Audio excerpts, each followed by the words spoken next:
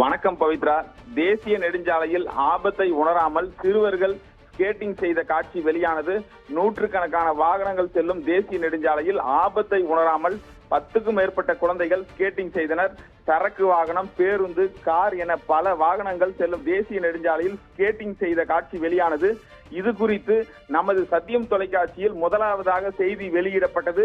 இதனை அடுத்து காவல்துறையினர் விசாரணை மேற்கொண்டதில் சேலம் நாமக்கல் தேசிய நெடுஞ்சாலையில் பனமரத்துப்பட்டி பிரி ரோட்டில் இருந்து நாமக்கல் மாவட்டம் ஆண்டலூர் கேட் வரை எவ்வித அனுமதியும் இன்றி 12 சிறுவர்கள் ஸ்கேட்டிங் பயிற்சி கொடுத்த குற்றத்திற்காக நாமக்கல் மாவட்டம் குமாரமங்கலம் பாலாஜி நகர் பகுதியை சேர்ந்த பயிற்சியாளர் பிரபாகரன் என்பவர் மீது 4 பிரிவுகளின் கீழ் மல்லூர் காவல்துறையினர் வழக்கு பதிவு செய்து விசாரணை மேற்கொண்டு வருகின்றனர்.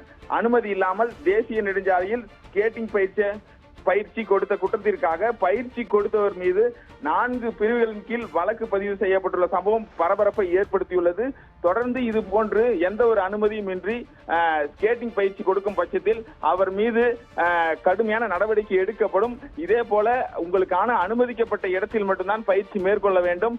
தேசிய நெடுஞ்சாலையில் இதுபோல் பாதுகாப்பு இன்றி ஸ்கேட்டிங் பயிற்சி மேற்கொண்டால் கடும் நடவடிக்கை எடுக்கப்படும் என சேலம் மாநகர காவல்துறை அறிவிப்பையும் வெளியிட்டுள்ளது. பவித்ரா.